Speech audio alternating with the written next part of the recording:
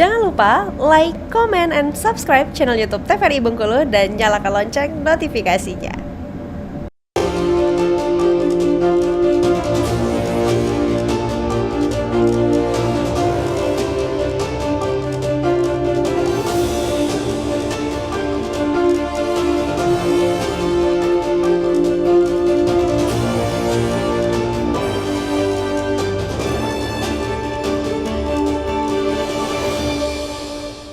Baik, kembali pemirsa di Berindo Seni Budaya untuk kesempatan hari ini tentunya masih bersama saya Khairul Fahmi dan juga dua orang narasumber kita. Yang pertama ada Bang Firdaus Alamsyah selaku pelaku seni dan juga ada Bang Kotrin selaku pelatih seni bela diri dari PSHT.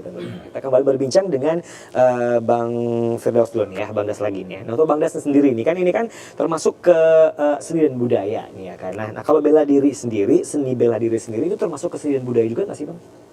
Jadi kalau kita bicara tentang seni budaya, dikaitkan dengan seni bela diri, di Bengkulu sendiri ada salah satu kesenian adat yang tidak terlepas daripada yang namanya seni bela diri. Ya. Yang pertama kita sebutkan adalah dendang ketapang. Dendang ketapang. Dendang ketapang di dendang Bimbang Gedang. Itu ada seni bela diri pencak silat dalam acara ritual Bimbang Gedang. Yang pertama rendai. Di rendai itu langkah-langkah yang digunakan, silat yang dipakai orang ketika generasi tua-tua dulu yang mereka pakai dasar daripada seni tari itu adalah segi 3 langkah 3. Nah, jadi otomatis di setiap gerakan-gerakan yang dipakai artinya karena ini sebuah pertunjukan seni tari, mengkonsumsikan gerakan-gerakan itu sebagai sebuah pertunjukan. Nah, kalau seandainya ini terjadi di alam nyata ataupun di hukum rimba, langkah-langkah yang mereka gunakan sebagai pertahanan diri untuk melawan orang-orang yang menyerang, kira-kira gitu. Nah, jadi kaitan dengan seni budaya artinya sebelum populernya silat yang lain-lain, ternyata di Bengkulu sendiri di era-era tahun sejak 18 sekian orang-orang tua-tua kita dulu sudah melakukan pencak silat yang berdasarkan yang digelumeti, yang dilingkungi oleh adat istiadat. Bimbang Gedang, ada tari gendang serunai, ada tari sapu tangan, dan semua tarian yang ada di dalam seni tradisi itu menggunakan langkah 3 dalam silat. Jadi bela diri untuk di masyarakat Bengkulu tidak asing lagi tentunya. Betul Bang Fahmi. Karena itu sudah ada sejak zaman dulu tentunya. Orang tua kita dulu itu sudah melakukan hal tersebut tentunya dengan digabungkan dengan seni dan budaya yang benar.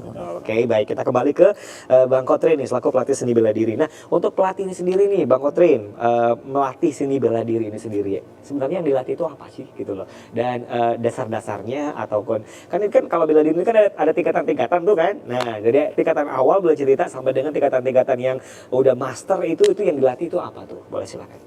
Kalau untuk secara umum, latihan bela diri terutama di dalam PSHT itu untuk tingkatan-tingkatan dasarnya itu dibatasi dengan sabuk. Oh, dibatasi dengan sabuk. Ya, ada namanya sabuk. Di dalam PSHT itu ada 4 tingkatan. Ada namanya sabuk polos atau sabuk hitam. Ada namanya sabuk jambon atau merah muda.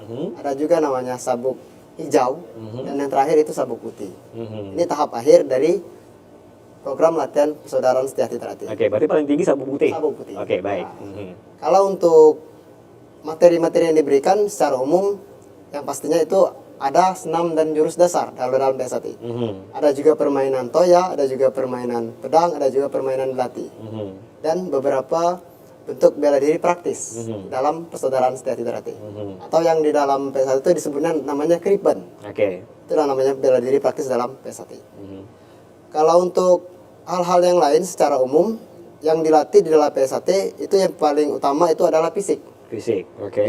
Untuk bagaimana caranya menjaga kebugaran tubuh kita.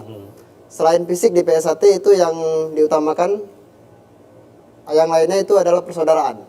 Bagaimana di dalam PSHT ini kita harus menghargai satu sama lain di dalam anggota. Baik itu yang sudah sah menjadi warga PSAT maupun yang masih siswa, bagaimana cara kita mengayomi siswa tersebut dan bisa berguna untuk di masyarakat umumnya.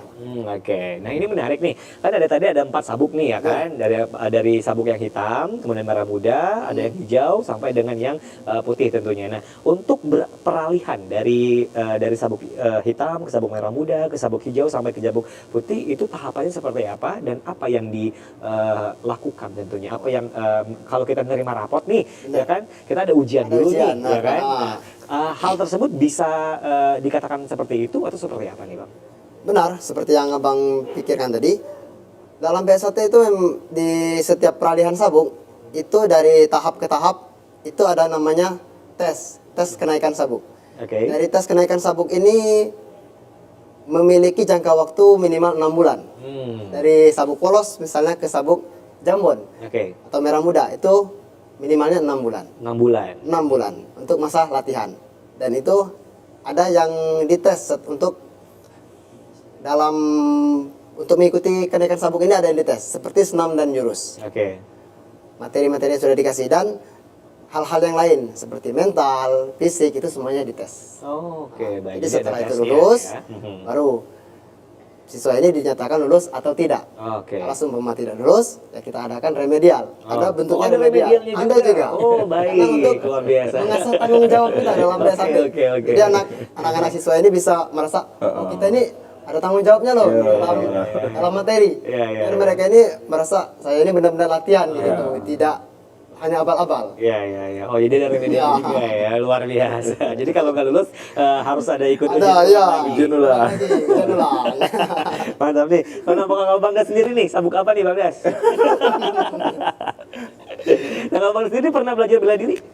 Enggak, kalau belajar secara khusus pada kelompok tertentu memang tidak. Oke. Tapi dasar-dasar dari pengalaman-pengalaman itu selalu diterapkan. Langkah 3 adalah bagian daripada seni bela diri kuno. Oke. Nah, kalau seandainya kita bergabung ke satu kelompok ataupun naungan sebuah pencak silat apa, tidak. Oke. Tapi paling tidak seperti PSAT, mereka sekarang sudah beralih ke acara pertunjukan-pertunjukan.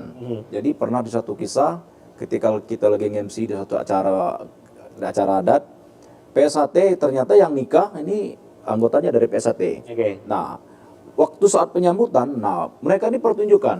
Ya, artinya sekarang seni bela diri itu sendiri tidak kaku hanya sekedar untuk berkelahi atau membela diri. Betul. Bisa menjadi sebuah bisa berkolaborasi dengan sebuah seni pertunjukan yang kalau dikemas menjadi sebuah tontonan yang tak akan kalah dengan pertunjukan-pertunjukan lain nih, Bang Fahmi. Oke, baik, itu akan menarik tentunya. Ya, luar biasa. Tapi ngomong-ngomong MC juga nih ya. Waduh, ambil ranah nih ya kan.